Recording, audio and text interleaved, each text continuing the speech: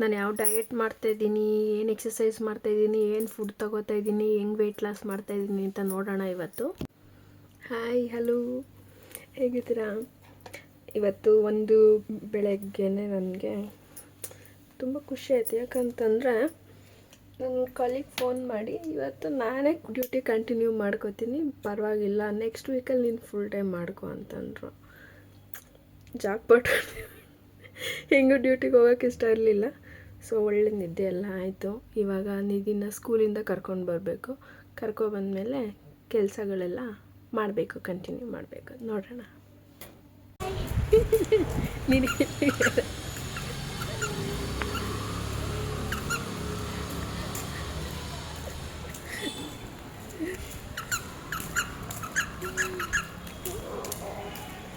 ಅಮ್ಮ ನೋಡಿಲ್ಲ ಅಮ್ಮ ಹೆಂಗೆ ಕುಯ್ಕೊಂಡಿದ್ದೀನಿ. ಏನಾಯ್ತವ? ನಾನು ಡೋರು ಇದು ನನ್ನ ಸ್ಕೂಲ್ ಡೋರ್ ಇತ್ತಲ್ಲ, ನಂಗೆ ಡ್ರಾಯಿಂಗ್ ಕಾಂಪಿಟೇಷನ್ ಇತ್ತು, ಹಿಂಗೆ ತರ್ಸ್ಕೊಬಿಟ್ಟೆ. ನನ್ನ ಕ್ಲಾಸಲ್ಲೇ ಬ್ಲಡ್ ಬರ್ತೈತೆ, ಆಂಟಿ ಒಂದು ಕಾಟನ್ ಕೊಟ್ಟರು, ಹೊಸ್ಕೊಂಡೆ. ಹೌದಾ? ಮತ್ತು ಡ್ರಾಯಿಂಗ್ ಮಾಡಲಿಲ್ವಾ ಡ್ರಾಯಿಂಗ್ ಕಾಂಪಿಟೇಷನ್ಗೆ? ಮಾಡಿದೆ, ಈ ಕೈ ಯೂಸ್ ಮಾಡ್ಕೊಂಡು. ಲೆಫ್ಟ್ ಹ್ಯಾಂಡಲ್ಲಿ ಬರ್ದಾ? ಓ, ಚೆನ್ನಾಗಿ ಮಾಡಲಿಲ್ವ ಹಂಗಾದ್ರೆ? ಚೆನ್ನಾಗಿ ಮಾಡಿದೆ. ಹೌದಾ? ವೆರಿ ಗುಡ್ ಮಗಳೇ. ಎಲ್ಲಿ ಬ್ಯಾಂಡೇಜ್ ಹಾಕ್ಕೊಡೋಣ? ಹಾಕೊಳ್ಳೋಣ. ಗಾಯಕ್ಕಿಂತ ಬ್ಯಾಂಡೇಜ್ ದೊಡ್ಡದಾಗೈತಲ್ಲ ನಿಧಿ.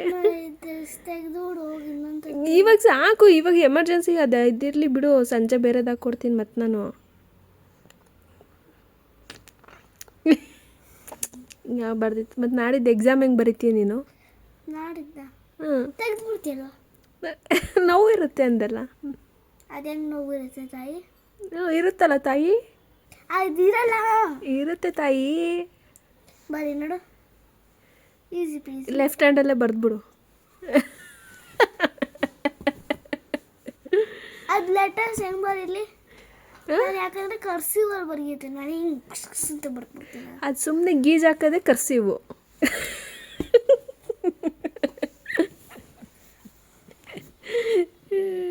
ತಾಯಿ, ನೀನೇ ತಾಯಿ. ನಾನೇ ನಿನ್ನ ತಾಯಿ. ತಾಯಿ ಪೇಯ್ನ್ ಕಮ್ಮಿ ಮಾಡಲ ಇವಾಗ? ಹಾಂ. ಏನು ಕೊಟ್ಟರು ಕಮ್ಮಿ ಆಗುತ್ತಿಲ್ಲ? ಇವತ್ತು ತಿಂದರೆ ಕಮ್ಮಿ ಆಗ್ಬಿಡುತ್ತಾ? ಅಯ್ಯೋ, ಬೆರಳೆ ಆಗಲ್ವಲ್ಲ, ಹೆಂಗೆ ಇಡ್ಕೊತೀಯ ಬಿಡು. ನಿಧಿ ತಿನ್ನೋಕ್ಕಾಗಲ್ಲ, ಬೆರಳು ತಿನ್ನೋಕ್ಕಾಗಲ್ಲ. ಇವಾಗ ನೋಡಿ, ಮೆಡಿಸನ್ ತೊಗೋತಾವ್ರೆ, ಕಮ್ಮಿ ಆಗಿಬಿಡುತ್ತೆ ಪೇಯ್ನು.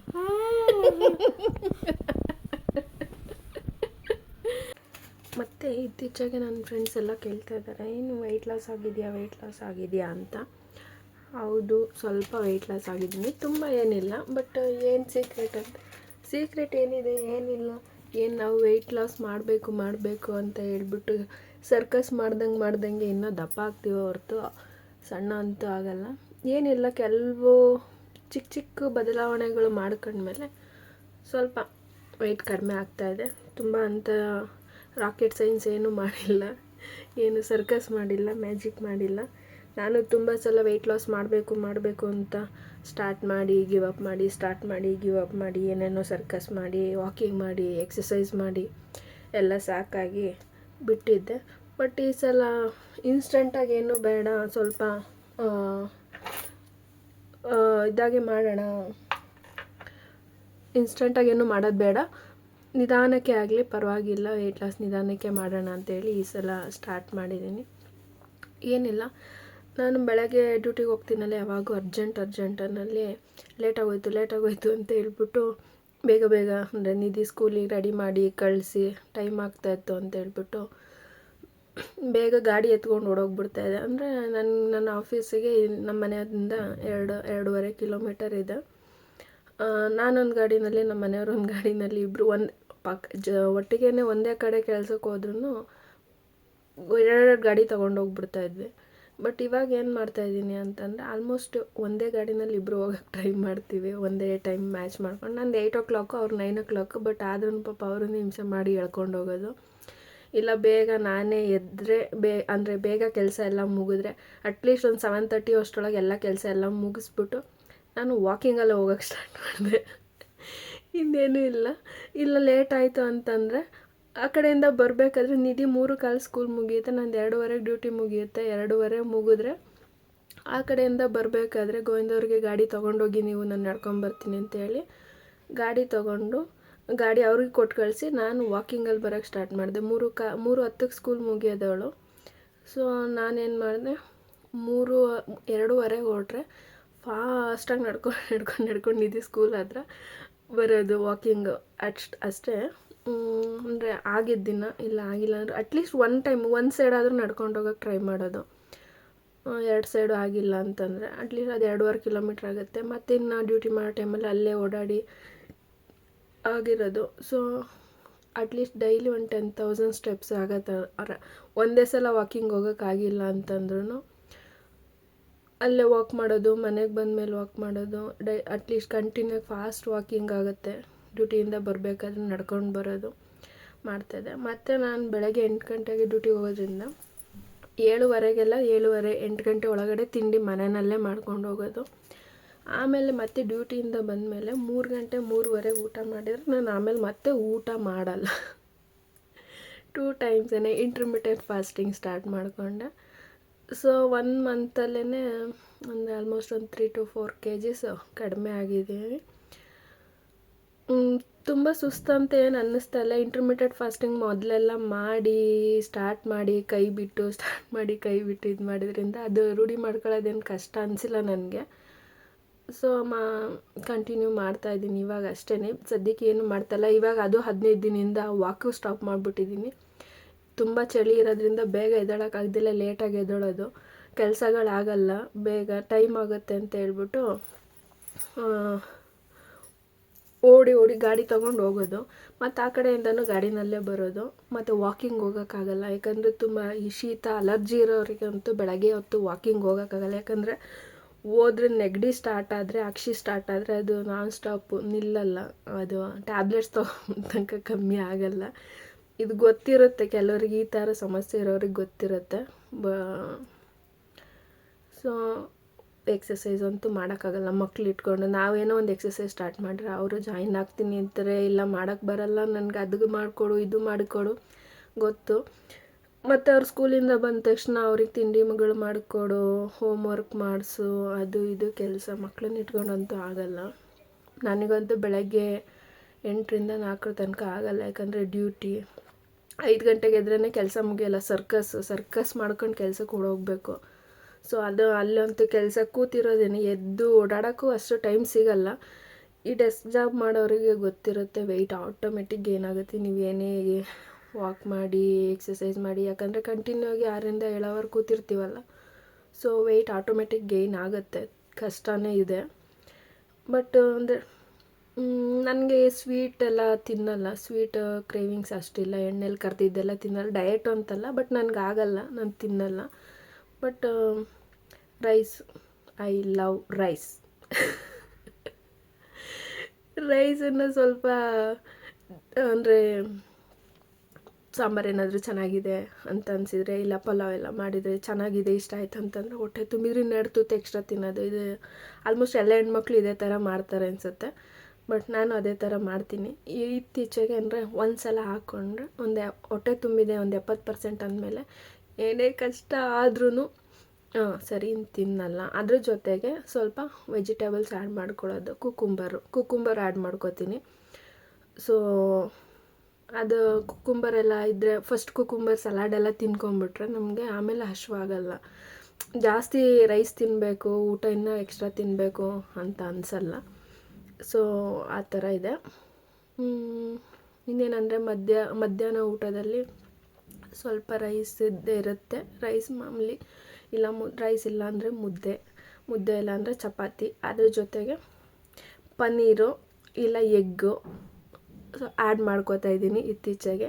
ಸ್ವಲ್ಪ ಮೊಸರು, ಮಜ್ಜಿಗೆ ಕುಡಿದ್ರೆ ತುಂಬ ಶೀತ ಆಗುತ್ತೆ ಅಂತ ಅನ್ನೋರು, ನನಗಾಗುತ್ತೆ ಮಜ್ಜಿಗೆ ಕುಡಿದ್ರೆ ನನಗಾಗಲ್ಲ ಶೀತ. ಸೊ ಅದಕ್ಕೆ ಏನಂದರೆ ಇಷ್ಟು ರೈಸಿಗೆ ಅಟ್ಲೀಸ್ಟ್ ಸ್ವಲ್ಪ ಮೊಸರು ಹಾಕ್ಕೊಂಡು, ಇಲ್ಲ ಊಟನೇ ಜಾಸ್ತಿ ಆಗಿದೆ ಅಂತ ಅನಿಸಿದ್ರೆ ಜಸ್ಟ್ ಲಾಸ್ಟಿಗೆ ಮೊಸರನ್ನೇ ತಿನ್ನೋದು ಡೈಲಿ. ಸೊ ಅದು ನನಗೆ ಹೆಲ್ಪ್ ಆಗ್ತಾಯಿದೆ. ಸೊ ನೀವು ಟ್ರೈ ಮಾಡಿ ನೋಡಿ. ಇನ್ನು ಆನ್ಗೋಯಿಂಗ್ ಹೋಗ್ತಾ ಇದೆ, ಏನು ಗೊತ್ತಿಲ್ಲ, ಪ್ರೋಸೆಸ್ ಇನ್ನು ನೋಡೋಣ ನಾ ಎಕ್ಸಸೈಸ್ ಮಾಡೋಕ್ಕೆ ಸ್ಟಾರ್ಟ್ ಮಾಡೋಣ, ಇವತ್ತು ಮಾಡೋಣ, ನಾಳೆ ಮಾಡೋಣ ಅಂತ ಅಂದ್ಕೋತಾ ಇದ್ದೀನಿ. ಬಟ್ ವಾಕಿಂಗಲ್ಲೇ ಇದು ಮಾಡ್ತಾಯಿದ್ದೀನಿ, ಇನ್ನು ಎಕ್ಸಸೈಸ್ ಮಾಡಿಲ್ಲ. ಮಾಡೋಕ್ಕೆ ಸ್ಟಾರ್ಟ್ ಮಾಡಿದರೆ ಕಂಟಿನ್ಯೂ ಮಾಡೋದು, ಒಂದು 3 ತಿಂಗಳು ಮಾಡಿಬಿಡೋದು, ಬಿಟ್ಬಿಡೋದು. ಅದು ಎಕ್ಸಸೈಸ್ ಮಾಡಿ ಸ್ಟಾಪ್ ಮಾಡಿದರೆ ಆಟೋಮೆಟಿಕ್ ವೆಯ್ಟ್ ಇನ್ಕ್ರೀಸ್ ಆಗಿಬಿಡುತ್ತೆ. ಅಟ್ಲೀಸ್ಟ್ ಏನು ಮಾಡ್ದಲೇ ಸುಮ್ಮನಿರೋದಕ್ಕಿಂತ ಏನೋ ಒಂದು ಮಾಡ್ತಾಯಿದ್ದೀನಿ ಅಂತ ಖುಷಿ ಇರುತ್ತೆ. ಸೊ ನೋಡೋಣ ಇನ್ನು ಹೆಂಗೆ ಹೋಗುತ್ತೆ ಅಂತ. ಮತ್ತು ಊಟ ಬಿಟ್ಟು ನೀವು ಸಣ್ಣ ಆಗ್ತಾಯಿದ್ದೀರಾ, ಇಂಟರ್ಮಿಡಿಯೇಟ್ ಫಾಸ್ಟಿಂಗ್ ಅಂದರೆ 2 ಟೈಮ್ ಊಟ ತಿಂದರೆ ಹೊಟ್ಟೆ ಹಸಿವಲ್ಲ, ಖಾಲಿ ಇರಬಾರ್ದು ಹೊಟ್ಟೆಗೆ ಅಂತ. ಇವಾಗ ಊಟ ತಿನ್ನಲೇಬೇಕು, ಟೈಮ್ ಆಗಿದೆ, 3 ಹೊತ್ತು ತಿನ್ನಲೇಬೇಕು, ಬೆಳಗ್ಗೆ ಮಧ್ಯಾಹ್ನ ರಾತ್ರಿ ಅಂತಾರೆಲ್ಲ. ನಿಮಗೆ ನಿಮ್ಮ ಬಾಡಿ ಇಂಡಿಕೇಟ್ ಮಾಡುತ್ತೆ ನಿಮ್ಗೆ ಹಸಿವಾಗಿದೆ ಅಂತಂದರೆ ತಿನ್ನಿ. ಸುಮ್ಮನೆ ಯಾಕೆ ಹೊಟ್ಟೆ ಹಸ್ದಿದೆ ಅಂತಲೇ 3 ಟೈಮು ತಿನ್ನೋದನ್ನು 2 ಟೈಮ್ ತಿನ್ನಿ. ಅದು ಒಳ್ಳೆ ಪ್ರೋಟೀನು, ಕಾರ್ಬ್ಸು ಎಲ್ಲ ಇರೋ ಥರ ತಿನ್ನಿ. ಖಾಲಿ ಅಂದರೆ ಉಪವಾಸ ಇದ್ಬಿಟ್ಟು ಏನು ತಿಂದಂಗೆ ಅಂತಲ್ಲ. ಫ್ರೂಟ್ಸು ತಿನ್ನಿ, ವೆಜಿಟೇಬಲ್ಸು ತಿನ್ನಿ. ರೈಸ್ ಬಿಡಬೇಕು ಡಯಟ್ ಮಾಡಬೇಕಾದ್ರೆ ಅಂತ ಯಾರು ಹೇಳಿದ್ದು? ರೈಸ್ ನಾವು ಬಿಟ್ಟಷ್ಟು ನಮಗಿನ್ನ ರೈಸ್ ತಿನ್ನಲೇಬೇಕು ಅನ್ನೋ ಥರ ಕ್ರೇವಿಂಗ್ಸ್ ಆಗುತ್ತೆ. ತುಂಬ ಜಾಸ್ತಿ ರೈಸೇ ತಿನ್ನೋ ಬದಲು ಅದ್ರ ಜೊತೆ ತರಕಾರಿಗಳು ಆ್ಯಡ್ ಮಾಡ್ಕೊಳ್ಳಿ, ಪಲ್ಯಗಳು, ಕಾಳುಗಳು ಎಲ್ಲ ಆ್ಯಡ್ ಮಾಡ್ಕೊಳ್ಳಿ. ಮತ್ತು ನಾನು ಹೇಳಿದೆ, ನಾನು ಬೆಳಗ್ಗೆ ತಿಂದೋದ್ರೆ ನಾನು ಮಧ್ಯದಲ್ಲಿ ಹಶ್ವಾದ್ರೆ ಫ್ರೂಟ್ಸ್ ತಿನ್ನಿ. ಫ್ರೂಟ್ಸ್ ಏನಾದರೂ ತಿನ್ನಿ. ನಿಮಗೆ ಇಲ್ಲ ಸೌತೆಕಾಯಿ ತಿನ್ಬೋದು, ಇಲ್ಲ ಈ ಗ್ರೀನ್ ಟೀ, ಬ್ಲಾಕ್ ಕಾಫಿ ಆ ಥರ ಏನಾದರೂ ಕುಡಿಬೋದು. ಸೊ ಊಟ ಬಿಟ್ಟರೆ ಸಣ್ಣ ಆಗಬೇಕು. ಊಟ ಬಿಟ್ಟರಂತೂ ದೇವರಣೆಗೆ ಸಣ್ಣ ಆಗಲ್ಲ. 2 ದಿನ ಬಿಡ್ಬೋದು, 3ನೇ ದಿನಕ್ಕೆ 2 ದಿನ ಬಿಟ್ಟಿದ್ದು ಸೇರಿಸಿ ತಿಂತೀವಿ, ಕ್ರೇವಿಂಗ್ಸ್ ಜಾಸ್ತಿ ಆಗುತ್ತೆ. ಹೆಣ್ಮಕ್ಳಿಗಂತೂ ಕೆಲಸ ಮಾಡ್ತಾಯಿರ್ತೀವಿ, ಸ್ಟ್ರೆಸ್ಗೆ ಅರ್ಧ ತಿಂತೀವಿ. ಮನೆ ಕೆಲಸ, ಮಕ್ಕಳು ನೋಡ್ಕೊಳ್ಳೋದು, ಟೆನ್ಷನ್ ಆಗುತ್ತೆ. ಹಶ್ವುಕೊಂಡು ಸುಸ್ತಾದರೆ ಆಗಲ್ಲ, ಕೆಲಸ ಮಾಡೋಕ್ಕಾಗಲ್ಲ. ಚೆನ್ನಾಗಿ ತಿಂದ್ಕೊಂಡೇ ವೆಯ್ಟ್ ಲಾಸ್ ಮಾಡ್ಕೊಬೋದು. ಸೊ ನಾನು ಟ್ರೈ ಮಾಡ್ತಾಯಿದ್ದೀನಿ, ನೀವು ಟ್ರೈ ಮಾಡಿ. ಯಾಕಾಗಲ್ಲ? ನಾನು ಎಷ್ಟೊಂದು ಸಲ ಇದು ಮಾಡೋದು, ಶಾರ್ಟ್ಕಟ್ ಕ್ರ್ಯಾಶ್ ಡಯಟ್ಗಳು ಎಲ್ಲ ಮಾಡೋದು, ಏನೊಂದು ವಾರ ಮಾಡ್ಬೋದು, ಆಮೇಲೆ ಮಾಡೋಕ್ಕಾಗಲ್ಲ, ಬಿಟ್ಬಿಡ್ತೀವಿ. ಅಂದರೆ ಯಾರಿಗೋ ಇದು ಮಾಡಬೇಕು, ಯಾರೋ ನಮ್ಗೆ ಹಂಗಂದ್ರು ಸಣ್ಣ ಆಗಬೇಕು, ಆ ಥರ ಎಲ್ಲ ಈಗೋ ಇಟ್ಕೊಂಡೆಲ್ಲ ಮಾಡೋಕ್ಕೋದ್ರೆ ದೇವ್ರಣೆಗೂ ಆಗಲ್ಲ. ನಿಮಗೋಸ್ಕರ ನೀವು ಸಣ್ಣ ಆಗಿ, ನಿಮ್ಮ ಖುಷಿಗೋಸ್ಕರ ನೀವು ಸಣ್ಣ ಆಗಿ, ನಿಮ್ಮ ಹೆಲ್ತಿಗೋಸ್ಕರ ನೀವು ಸಣ್ಣ ಆಗಿ, ನಿಮ್ಮ ಮಕ್ಕಳಿಗೋಸ್ಕರ ನೀವು ಸಣ್ಣ ಆಗಿ. ಒಂದೇ ವಾರದಲ್ಲಿ, 1 ತಿಂಗಳಲ್ಲಿ 10 kg ಸಣ್ಣ ಆಗಬೇಕು, 5 kg ಸಣ್ಣ ಆಗಲ್ಲ. ಇವಾಗ ನಾವು 2 ವರ್ಷ ತನಕ 2 ವರ್ಷ 3 ವರ್ಷ 10 kg ದಪ್ಪ ಆಗಿರ್ತೀವಿ. ಅದು ಒಂದೇ ತಿಂಗಳಲ್ಲಿ ಕಮ್ಮಿ ಆಗಬೇಕು ಅಂದರೆ ಆಗುತ್ತಾ? ಬೇಡ. 1 ತಿಂಗಳಿಗೆ 2 kg 3 kg ಟಾರ್ಗೆಟ್ ಇಟ್ಕೊಳ್ಳಿ. ನಿಧಾನಕ್ಕೆ ಆಗಿ. ಯಾರನ್ನು ಮೆಚ್ಚಿಸ್ಬೇಕು? ನಮ್ಮ ಖುಷಿಗೆ ನಾವು ಎಲ್ಲ ತಿನ್ಕೊಂಡ್ರೆ ಚೆನ್ನಾಗಿ ಇದು ಮಾಡಬೇಕಲ್ವ. ಯಾರನ್ನು ಮೆಚ್ಚೋಕ್ಕೋಸ್ಕರ ಏನಕ್ಕೆ ಇದು ಮಾಡ್ತೀರಾ? ನೀವು ಖುಷಿಯಾಗಿ ನಿಮಗೆ ಆದಾಗ ವಾಕಿಂಗ್ ಮಾಡಿ, ಎಕ್ಸಸೈಸ್ ಮಾಡಿ, ನಿಮ್ಗೆ ಏನು ಇಷ್ಟ ಆಗುತ್ತೆ ಅದನ್ನೇ ತಿನ್ಕೊಂಡೇ ಮಾಡಿ, ವೆಯ್ಟ್ ಲಾಸ್ ಮಾಡಿ. ಯಾರು ನಿಮಗೆ ಪ್ರೆಷರ್ ಮಾಡ್ತಾ ಇರ್ತಾರೆ? ನಮಗೆ ನಾವೇ ಪ್ರೆಷರ್ ಮಾಡ್ದಂಗೆ ನಮಗಿನ್ನೂ ಸ್ಟ್ರೆಸ್ ಜಾಸ್ತಿ ಆಗುತ್ತೆ, ಸ್ವೀಟ್ ಕ್ರೇವಿಂಗ್ಸ್ ಆಗುತ್ತೆ. ಅದು ತಿನ್ನಬೇಕು, ಇದು ತಿನ್ಬೇಕು. ನಾವು ಏನು ತಿನ್ನಬಾರ್ದು ಅನ್ಕೋತೀವಿ ಅದನ್ನೇ ತಿನ್ನಬೇಕು ಅಂತ ಕ್ರೇವಿಂಗ್ಸ್ ಆಗುತ್ತೆ. ಕ್ರೇವಿಂಗ್ಸ್ ಕಂಟ್ರೋಲ್ ಮಾಡ್ಕೊಂಡು ಏನಕ್ಕೆ ಇರಬೇಕು? ಎಲ್ಲ ತಿನ್ಕೊಂಡು ಆರಾಮಾಗಿ ಮೈಂಡ್ ಒಂಥರ ಸಮಾಧಾನವಾಗಿ ಇಟ್ಕೊಂಡು ಇರಿ. ಆವಾಗ ನಿಮಗೆ ಅಟ್ಲೀಸ್ಟ್ ಏನಾದರೂ ಮಾಡ್ಬೋದು. ಸುಮ್ಮನೆ ಇಲ್ಲ ನಾನೆಲ್ಲ ಬಿಟ್ಬಿಟ್ಟು ಏನು ತಿಂದಂಗೆ ಇದ್ಬಿಟ್ಟು ಮಾಡ್ತೀನಿ, ದೇವ್ರಣೆಗಳು ಆಗಲ್ಲ. ಸೊ ನೋಡಿ, ಟ್ರೈ ಮಾಡಿ. ಸುಮ್ಮನೆ ಬೇರೆಯವರಿಗೋಸ್ಕರ ಇದು ಮಾಡೋ ಬದಲು ನಮಗೋಸ್ಕರ ನಾವು ಹೆಣ್ಮಕ್ಳು ಚೇಂಜ್ ಆಗಬೇಕಲ್ವ. ಮತ್ತು ನಾವು ಹೆಣ್ಮಕ್ಳು ಮಾಡೋದು ಇನ್ನೊಂದು ತಪ್ಪೇನೆಂದರೆ, ಯಾರೋ ಆಡ್ಕೋತಾ ಇದ್ದಾರೆ ನಮ್ಮನ್ನು, ನಾವು ದಪ್ಪ ಇದೆಯಾ, ಹಂಗಿದೆಯಾ, ಹಿಂಗಿದೆಯಾ. ಬೇರೆಯವ್ರು ಯಾಕ್ರಿ ತಲೆ ಕೆಡಿಸ್ಕೊತೀರಾ? ನಿಮಗೆ ನೀವು ಚೆನ್ನಾಗಿದ್ದೀನಿ ಅಂತ ಅಂದ್ಕೊಳ್ಳಿ. ನಿಮ್ಮನ್ನು ನೀವು ಫಸ್ಟು ಸೆಲ್ಫ್ ಲವ್, ನಿಮ್ಮನ್ನು ನೀವು ಇಷ್ಟಪಡೋದು ಕಲ್ತ್ಕೊಳ್ಳಿ. ಆವಾಗ ಬೇರೆಯವ್ರಿಗೆ ಆಡ್ಕೊಳ್ಳೋಕ್ಕೆ ನೀವೇನಕ್ಕೆ ಚಾನ್ಸ್ ಕೊಡ್ತೀರಾ? ಹಂಗಲ್ಲ. ಅಂದರೆ ಅವರು ನಿಮ್ಮನ್ನು ದಪ್ಪ ಇದೆಯಾ ಹಂಗೆ ಹಿಂಗೆ ಅಂತ ಆಡ್ಕೊಳ್ಳೋ ಬದಲು ಹೇಳಿ, ನಿಮ್ಮ ಬಗ್ಗೆ ನೀವೇ ಇದು ಮಾಡ್ಕೊಳ್ಳಿ, ನಿಮ್ಮ ಬಗ್ಗೆ ನೀವೇ ಕಾಮಿಡಿ ಮಾಡ್ಕೊಳ್ಳಿ. ಅವಾಗ ಅವ್ರಿಗೆ ಆಡ್ಕೊಳ್ಳೋಕೆ ಏನಿರಲ್ಲ. ಆಡ್ಕೊಳ್ಳೋದು ಕಾಮಿಡಿ ಅಂತಂದರೆ ನಮ್ಮನ್ನು ನಾವೇ ಇನ್ಸಲ್ಟ್ ಮಾಡ್ಕೊಳ್ಳೋದಲ್ಲ. ನಾವು ವೆಯ್ಟ್ ಜಾಸ್ತಿ ಇದ್ದೀವಿ ಅಂತ ಇನ್ಸೆಕ್ಯೂರ್ ಫೀಲಿಂಗ್ ಆಗ್ತಾಯಿದ್ದೀವಿ ಅಂತ ಗೊತ್ತಾದರೆ ಇನ್ನೂ ಒಂಥರ ನಿಮ್ಮನ್ನು ರೇಗಿಸೋದು ಇದು ಮಾಡೋದು ಜಾಸ್ತಿ ಮಾಡ್ತಾರೆ. ಇವಾಗ ನನಗೆ ಇನ್ ಕೇಸ್ ಯಾರಾದರೂ ದಪ್ಪ ಇದೆಯಾ ಅಂತಾರೆ, ಹೌದು ನಾನು ದಪ್ಪ ಇದ್ದೀನಿ. ಒಂದು ಮಗು ಆದಮೇಲೆ ಹೆಂಗಿರ್ತಾರೆ ಎಲ್ಲರೂ, ಹೆಣ್ಮಕ್ಳು ದಪ್ಪ ಆಗೇ ಆಗ್ತಾರೆ, ಹಾರ್ಮೋನ್ಸ್ ಚೇಂಜ್ ಆಗೇ ಆಗುತ್ತೆ. ಅದಕ್ಕೆಲ್ಲ ತಲೆ ಕೆಡಿಸ್ಕೊಳಕ್ಕೆ ಹೋಗ್ಬಾರ್ದು. ನಾನು ದಪ್ಪ ಇದ್ದೀನಿ ಆಡ್ಕೋತಿದ್ದಾರೆ, ಏನಕ್ಕೆ ಆಡ್ಕೋತಾರೆ? ಇವಾಗ ಅವ್ರ ಮನೇಲಿ ಹೆಣ್ಮಕ್ಳು ಇರಲ್ವ, ಇಲ್ಲ ಅವ್ರು ಇರಲ್ವಾ, ಆಡ್ಕೊಳ್ಳೋರು ಹೆಂಗಿದ್ರು ಆಡ್ಕೋತಾರೆ. ನೀನು ಸಣ್ಣಗಿದೆಯಾ, ಇನ್ನೂ ಕಾಯಿಲೆ ಇದೆಯಾ ಅಂತ ಕೇಳ್ತಾರೆ. ದಪ್ಪ ಇದೆಯಾ, ಏನು ಚೆನ್ನಾಗಿ ತಿಂತೀಯ ಅನಿಸುತ್ತೆ ಅದಕ್ಕೆ ದಪ್ಪ ಇದೆಯಾ ಅಂತ ಅಂತಾರೆ. ಅವ್ರ ಮನೆಯಿಂದ ಏನಾದರೂ ತಂದು ಕೊಡ್ತಾರಾ? ಇಲ್ಲ ತಾನೇ. ನೀವು ಯಾವುದಕ್ಕೂ ತಲೆ ಕೆಡಿಸ್ಕೋಬೇಡಿ. ಫಸ್ಟು ನಿಮ್ಮನ್ನು ನೀವು ಸೆಲ್ಫ್ ಲವ್ ಮಾಡೋದು ಕಲ್ತ್ಕೊಳ್ಳಿ ಫಸ್ಟು.